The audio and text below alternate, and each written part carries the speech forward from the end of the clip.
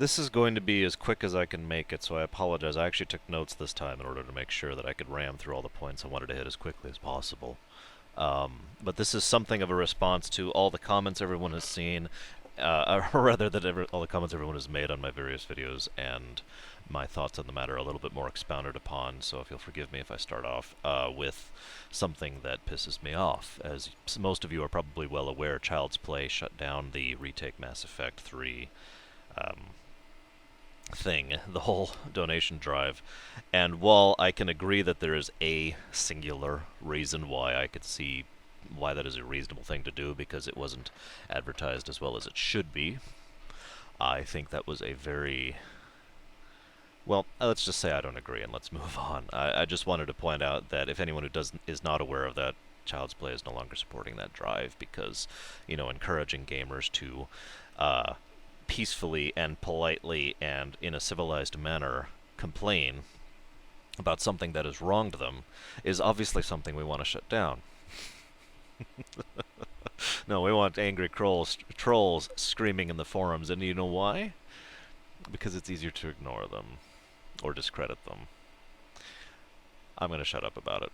Next thing. I've seen a lot of commentary about, and both sides of the camps. I've seen people who agree with me and think that the Reapers should not have an explanation. I've seen a lot of people think that the Reapers should be explained, that they agreed with most of my other ideas, but thought that an explanation for the Reapers should be there. Now, let me explain the two big reasons why I think there should not be an explanation for the Reapers. That is what we in the literary terms call a twist. I know there's a more accurate term for it, but the point is, the twist is something that has become extremely common in modern storytelling, no matter what the medium, and especially video games. Back even so much as 10, 15 years, it was a lot more uncommon. If you go back 20 or 30 years, you would see stories that would be completely straight all the way through. They simply would not have a twist. The stories would simply develop, if you follow me. And it has reached such a level that nowadays not having a twist tends to be a twist in and of itself, because most people who are any level of experience going into it are expecting a twist. They're expecting some big reveal. That's the other term for it, the reveal. They're expecting the Reaper, going through. For example, I was expecting the whole way through that there's going to be a big reveal about the Reapers, and I was right. I was also right in the original storyline that Drew threw up. In both cases, threw up, not, wrote up.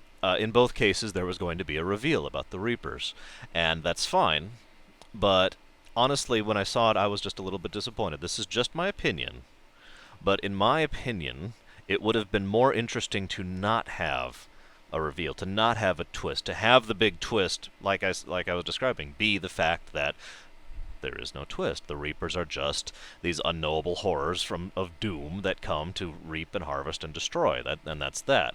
Maybe they honestly think they're doing us a favor, and maybe they don't, but that's not really relevant to it, is it? That's something you could expound upon. Maybe they really do think that they are trying to do the best they can for the organic races in their own twisted manner, which is more a matter of blue and orange morality there. But either way, there's no twist in that case. Now, that's a small reason why I don't think there should be a twist, why I don't think there should be an explanation for the Reapers. The biggest reason, and this is the only other reason I'm going to cover, is I was having a discussion with my friend recently, several of my friends actually, and we were talking about, can you think of an enemy in any form of fiction that has reached the sheer level of scale and brutality and unknowable horrorness of the Reapers? And actually, we didn't come up with anything at all. Anything else could be explained as something else. There were a few thoughts. I'm not going to bore you with them because that's going into cross-geek connections there. But the point is, an enemy like the Reapers is a rare one. To have an enemy that is just so immensely present. Every time a Reaper was present in any form of conversation, whether it was Harbinger or Sovereign, or even the Destroyer you defeat on Rannoch, all of them... Was it Rannoch? I still can't think of the name of that place, the Quarian homeworld. No matter which Reaper it was, there was a definite presence behind them, and there was every time they spoke, you could just feel the pressure of it, if you can understand what I'm trying to get across here. And the sheer flatness and implacability of Sovereign's voice, and the constant undercurrent of rage and Harbinger's voice, all of that really gave a sense that these are simply monstrous. These are something that are truly alien. None of the aliens in Mass Effect, when you really get down to it, are alien. Not even the Hanar. They still have the ability to, function in a way that we as humans can understand, right? We could still relate to them. The Reapers were designed to be an alien enemy, one that we, the audience, human beings, can't really relate to, can't really sympathize, can't really, look at and have any level of understanding or empathy for them. They were just alien monstrosities, and I like that. I like the fact that they bothered to take the step, or at least, theoretically would have taken the step to make these enemies into that. Now, obviously they didn't, because, in both possibilities they didn't, including the ending we actually did get, but you get the point. I think that would have been better. I would have been more intrigued by an ending that did not explain the Reapers and simply had them as the truly alien, truly inhuman power that just moves. So that's that. Next thing.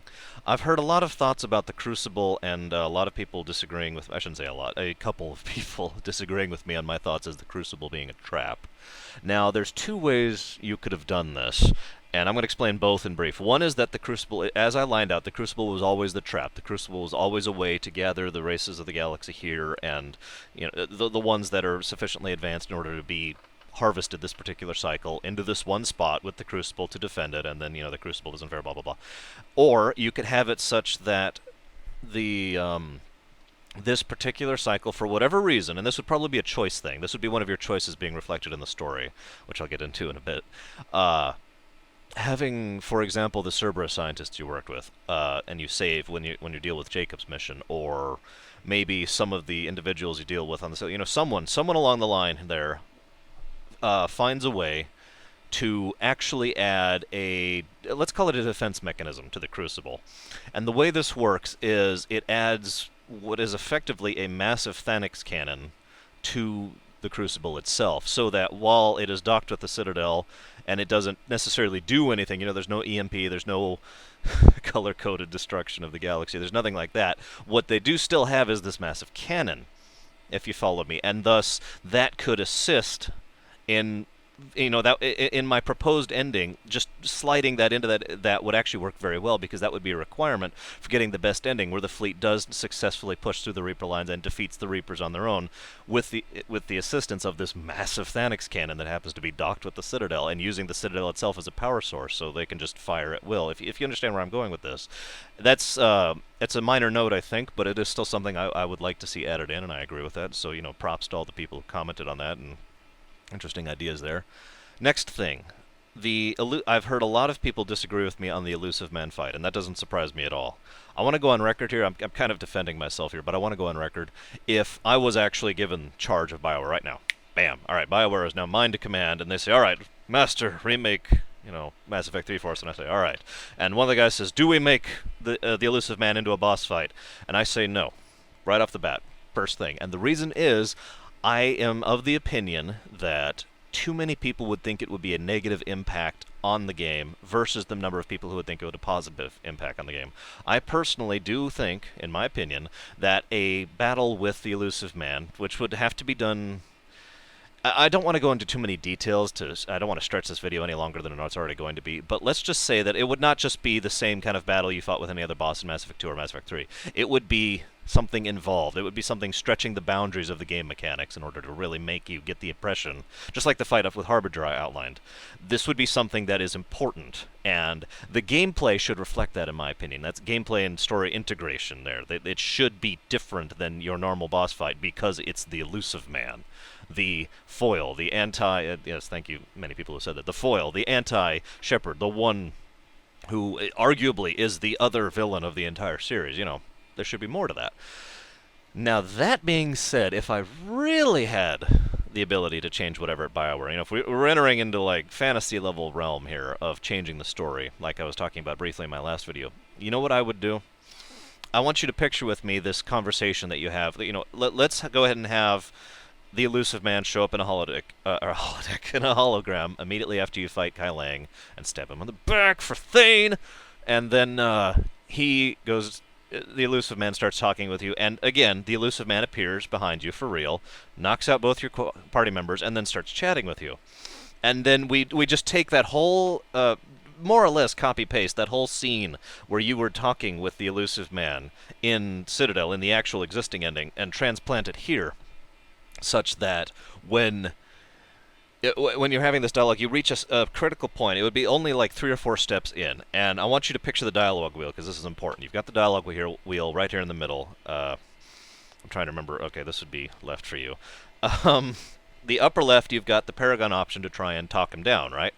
Lower right, you've got the Renegade option. I'm sorry, lower left. Renegade option in order to try and talk him down with your Renegade points, and then you could try and discuss him with less results without actually using Paragon or Renegade points, your actual score at that point, if you aren't high enough in this bar, right? Those 4 options, pretty much exactly as they actually were in the game.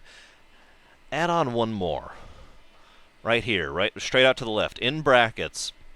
I'm not sure exactly what it should say. I would think about this for a while, but it would have to say something that is clear and distinct, that gets across the point, that rather than trying to talk the elusive man down, rather than trying to defeat him with words and to defeat him with your ideas, you have a chance to fight him, right? And then if you chose that, it wouldn't necessarily block you out of the actual conversation path with him. You know, I'm not saying, screw talking, let's just kill him. What I am saying, if you're not following me here, is that I would make it a choice. Because too many people, there are people who want to just kill the elusive man. They're in the minority from what I understand, but there are a few there. There are people who want to do what I want to do, which is defeat the elusive man and then talk him down. And then there are the people who want to never have to fight the elusive man. They think that would just be taking away from the story. In this manner, by adding that one little dialogue option, you would have the ability to do that, because at that point it's the player's choice. You follow me?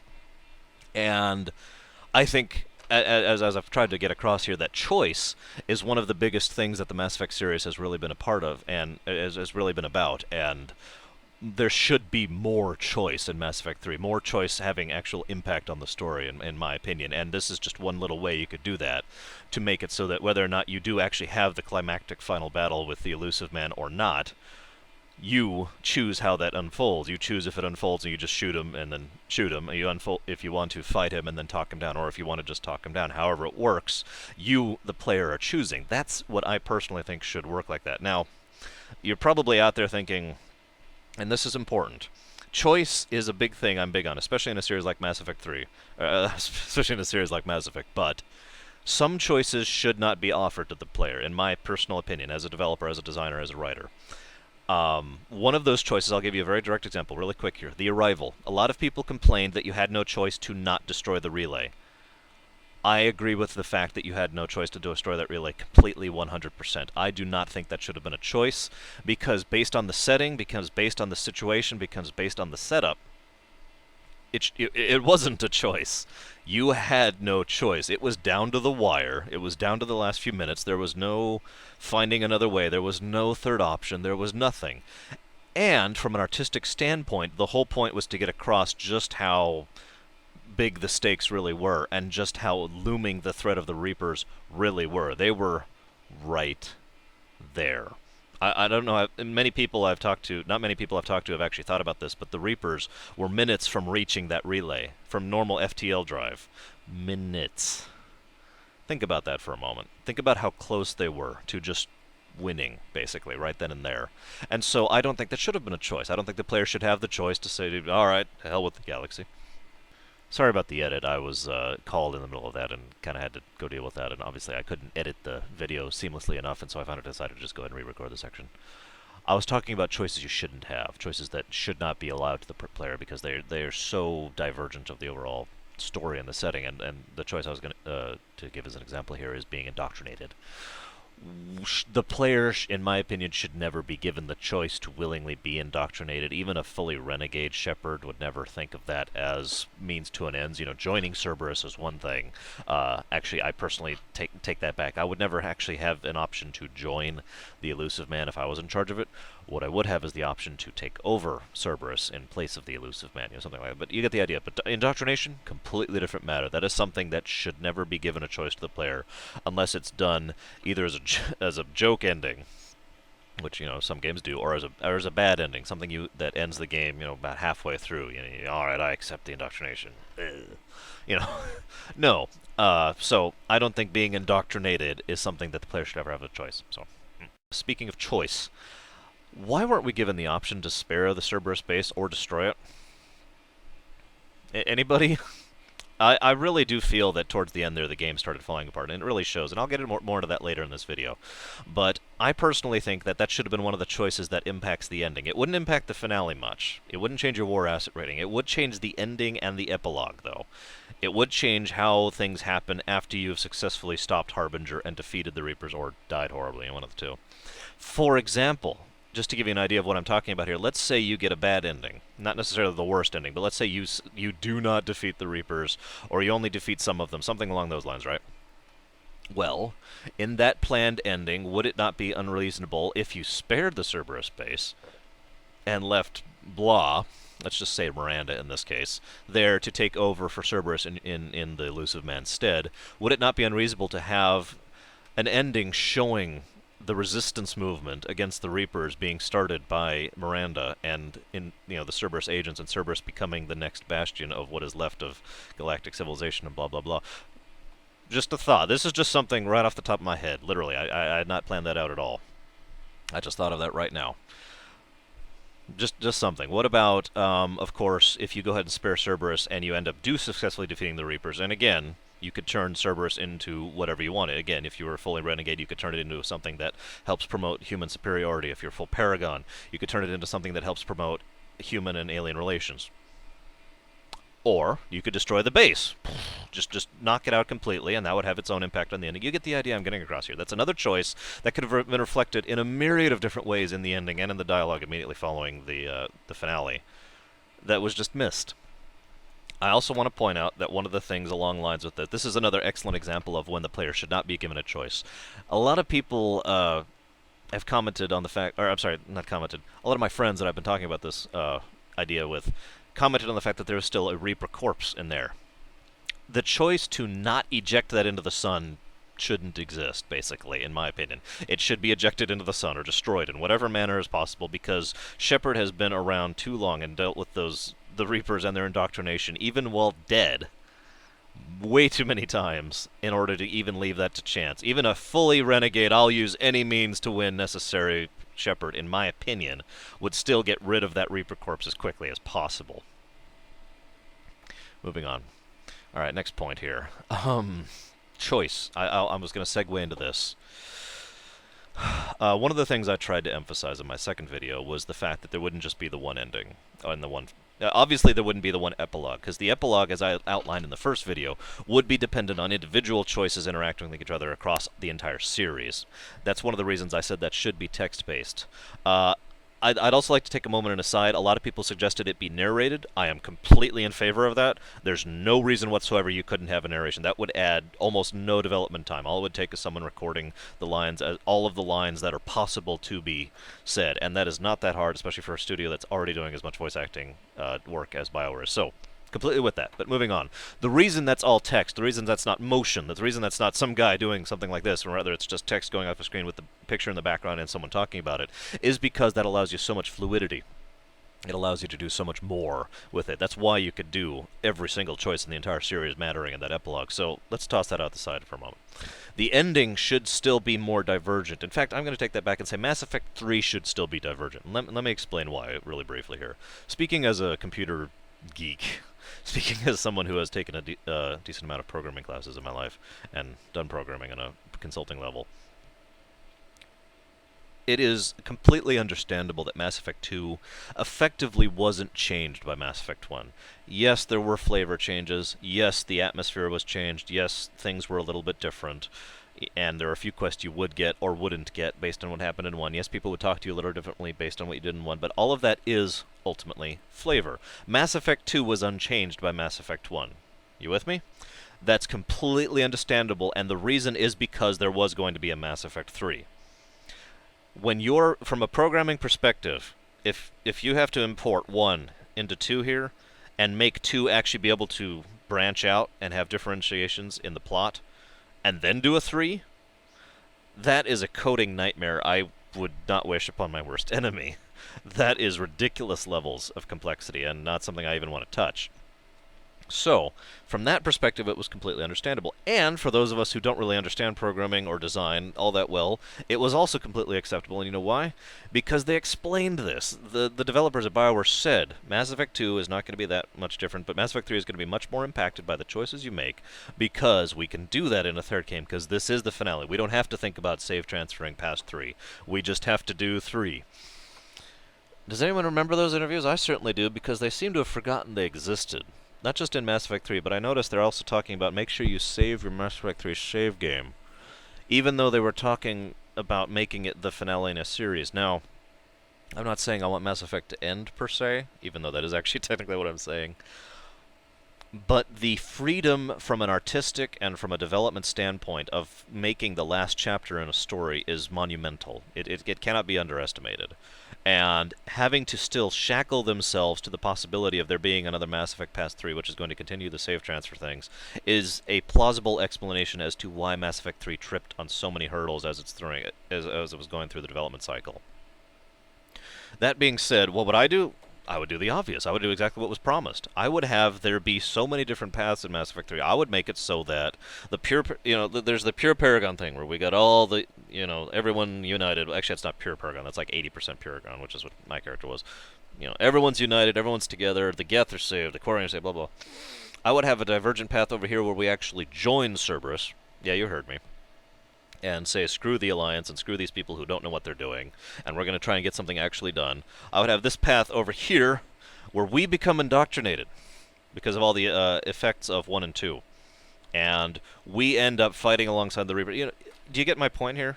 I could keep going. I could keep mentioning different paths, but this is what I mean by divergence. You have to understand that a lot of people these days don't understand what the concept of having a divergent story is.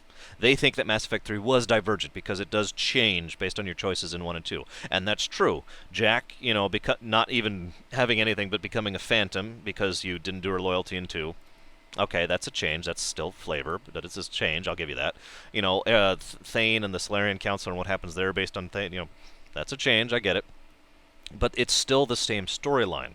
I would have Mass Effect 3 actually fundamentally impacted by what your character was in 1 and 2. So your choices really do matter throughout the course of the story. You follow me? Yes, that would be a programming nightmare. Yes, it would take longer to build the game. Yes, I think it would be worth it. That's just me. That also brings me up to my next point as I glance over at my notes here.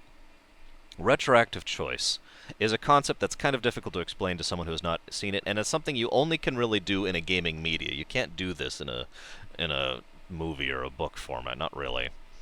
Choose Your Own Adventures have done this in the past, but that's not really a good example. Here. My hair's all over the place today. It's been raining. Retroactive choice. Okay. Let me give you an example. This is completely fictional. Let's say you walk up to an NPC. Let's say it's a woman. You walk up to a woman and she says, help me, these people are after me, okay? You agree to accept her quest. I'm not even going to go into details, just this is bare bones, right? She says these people are after her, she's innocent, they framed her, okay? You with me? So you agree to go with her and help her. You go to talk to the other guy who gives you a completely different story. He says she actually is the thief, and she's been trying to swindle her way across towns, and if you don't go get her right now, she'll top town, and, that'll be that, right? You have a choice to make. Do you side with the guy or do you side with the girl? Now, in virtually all games that have that kind of choice, Elder Scrolls, BioWare games, all of that, Fallouts, have a static sense of history, such that, for example, in this exact case, I could go up to the wiki or the walkthrough or the GameFAQs and say, who's telling the truth? And the GameFAQs would say, oh, she is. She actually is innocent.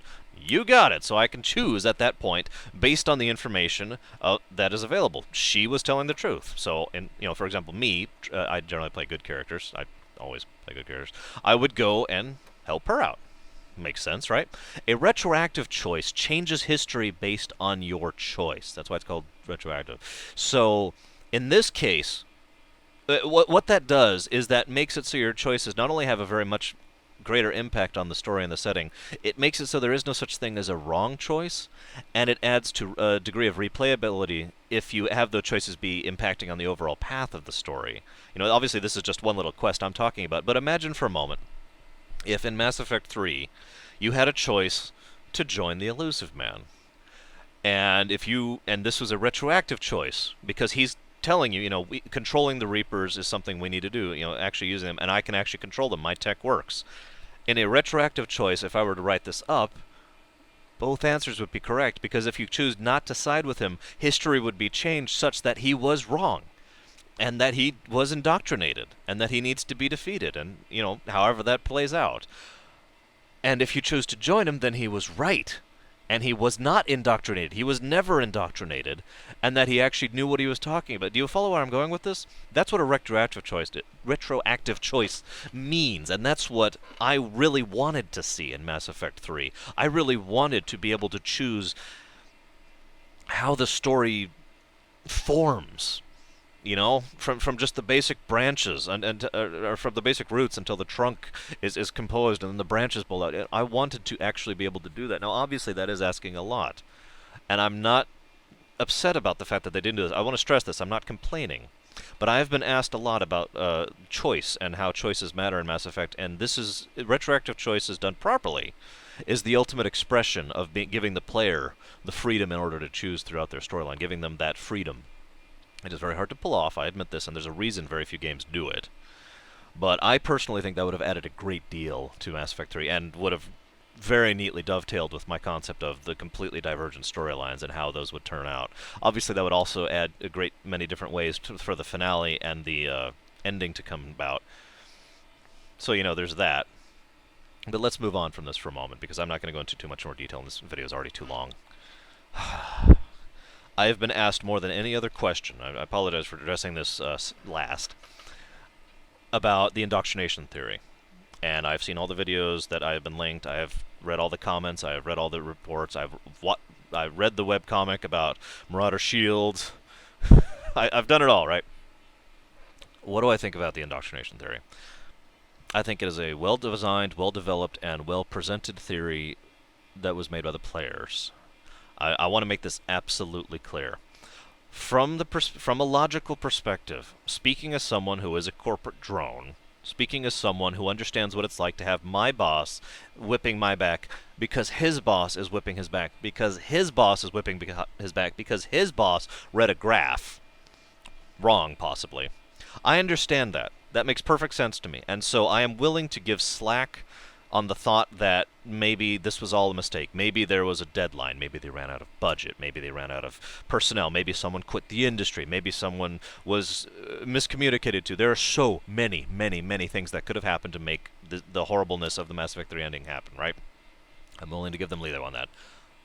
But I don't think that's the truth. And I'm going to try and explain why right now. This is the biggest thing. This is what I've really been debating. This is what I've really been wanting to talk about, to be honest with you. The feeling I get from a game is always something very distinct, and sometimes isn't there at all. The impression you get, the concept, you get a sort of sense for it. It's not something you can really describe in logical dictatorial words per se. But the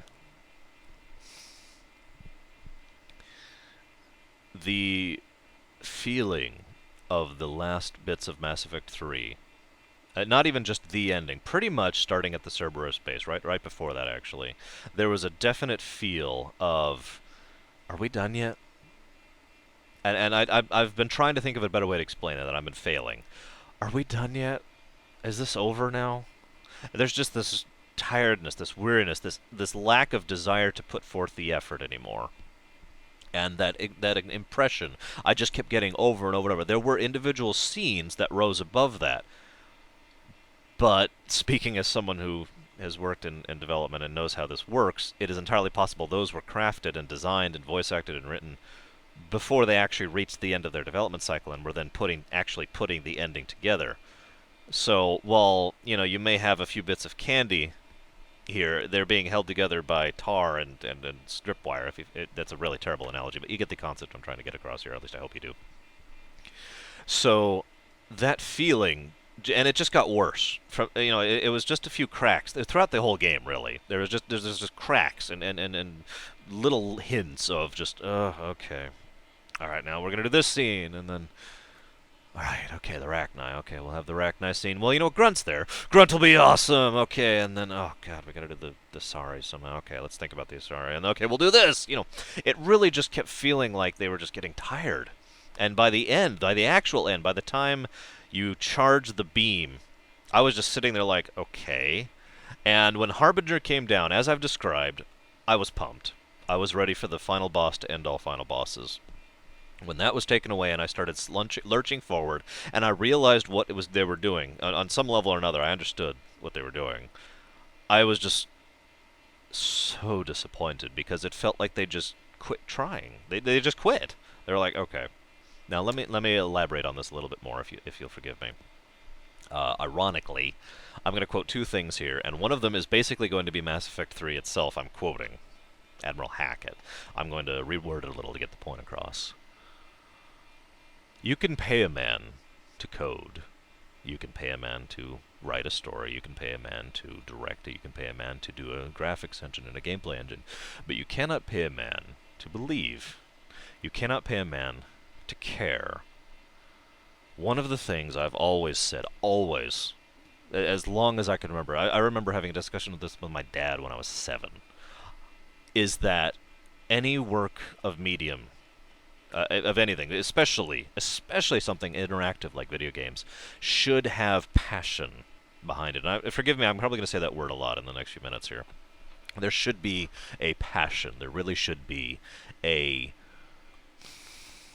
caring. There really should be intent to do the best you can to really get your vision, your design, your art, your music, your text, your dialogue, all of it. You really want to get that out. Get your voice acting. Really get that out there. Really make it so that the viewer, the player, actually experiences your passion in the format there.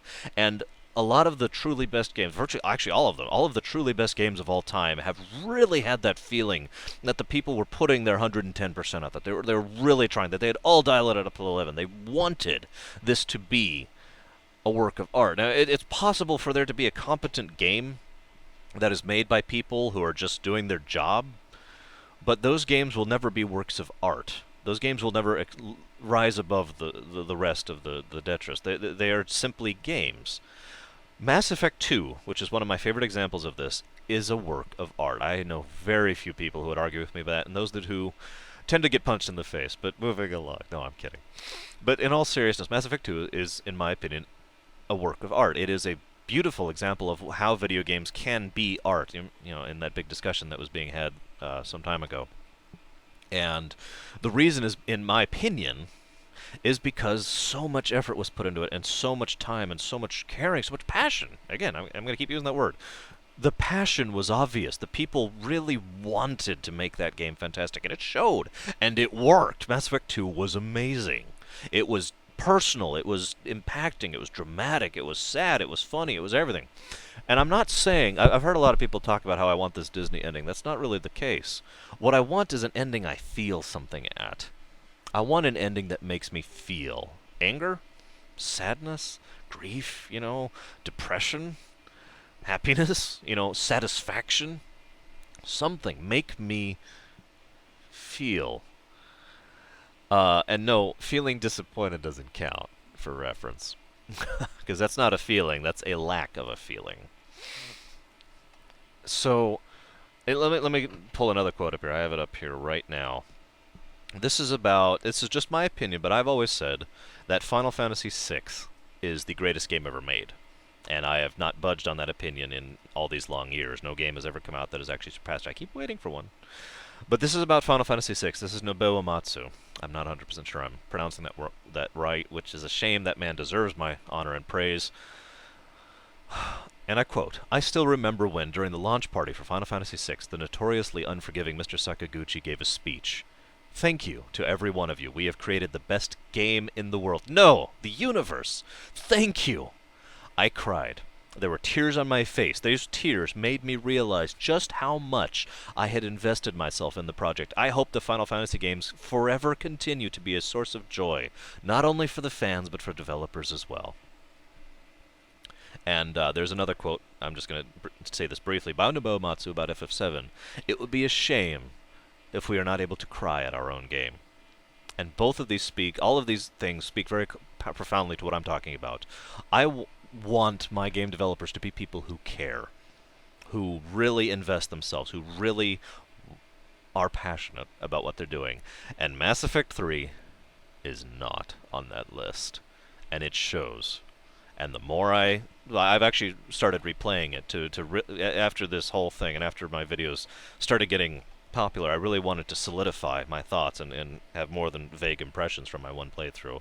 And the replaying it is actually worse. Even ignoring the ending, the game is starting to show its seams. This, I'm one of those people who likes to replay games often.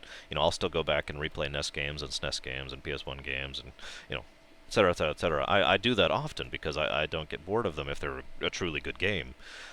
I'm not sure I'm going to be replaying Mass Effect 3 again after this, because it's just showing this feeling, this impression that the people did not care.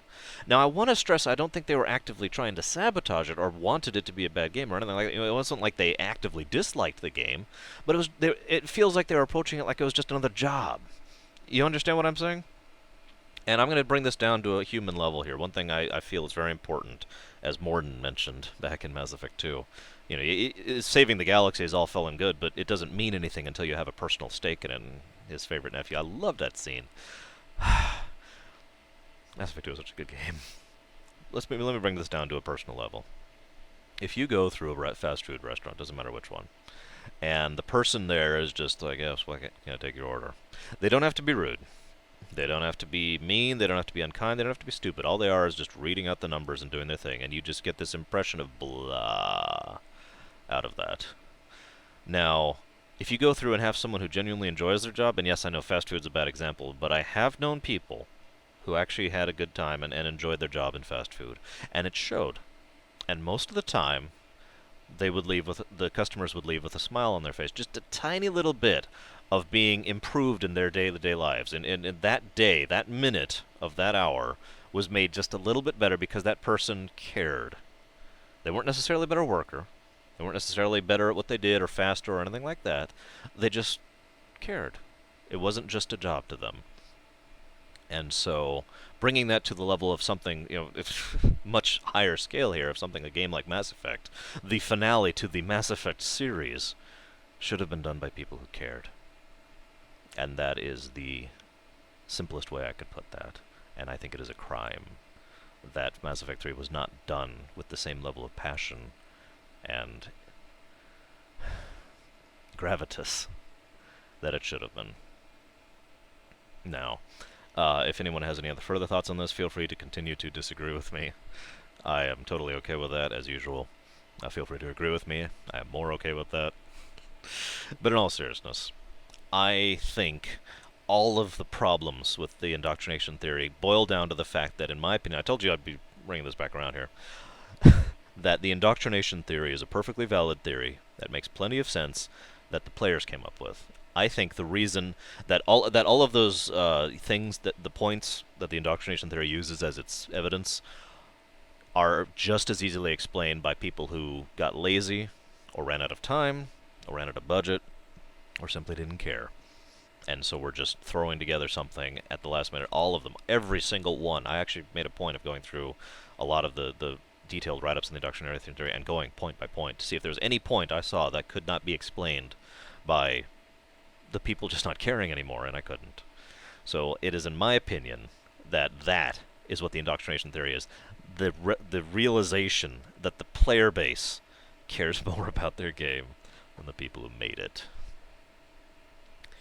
That's my thoughts on the indoctrination theory. So, we'll see if Blizzard successfully does their saving throw. And if they don't, oh well. But I would point out one last thing. I don't want to affect anyone else's opinions on this matter, but it has been asked of me several times, both my friends and by several of my comments, do I still have consumer confidence in BioWare? The answer is no, not at all. The cracks in my loyalty to BioWare started happening about the time Tor was coming out and Dragon Age 2 I shouldn't say that. I really shouldn't. I do like Dragon Age 2. I do support Dragon Age 2. I will defend it against the hordes of people who hated the hell out of it. No, it wasn't good as Dragon Age 1. No, it wasn't nearly as well developed. No, it wasn't nearly as involving. No, it wasn't worth nearly the same amount of money, but it was still a good game. Shut up. But Tor, the cracks really started to show in what has become of BioWare. And I was predicting. You can ask several of my friends here in person, if you knew who I or they were.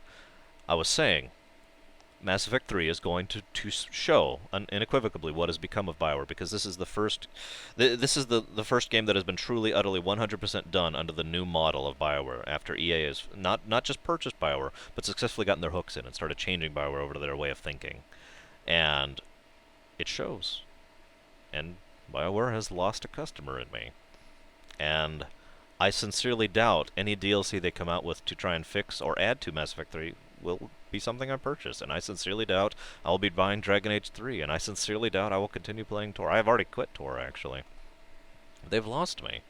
This was a big hit. You know? Especially replaying Mass Effect 3. My god. So, I apologize. This actually turned out to be a much longer video than I wanted, but I really wanted to get these points out there. Um, and you may call me a geek as much as you'd like, especially since it's very true. But I still grieve, because we had something amazing in BioWare, and it's gone. And whatever is left, even if it tries to be moderate or good, is never going to be the same level. Never going to be the same as it was. And that sucks.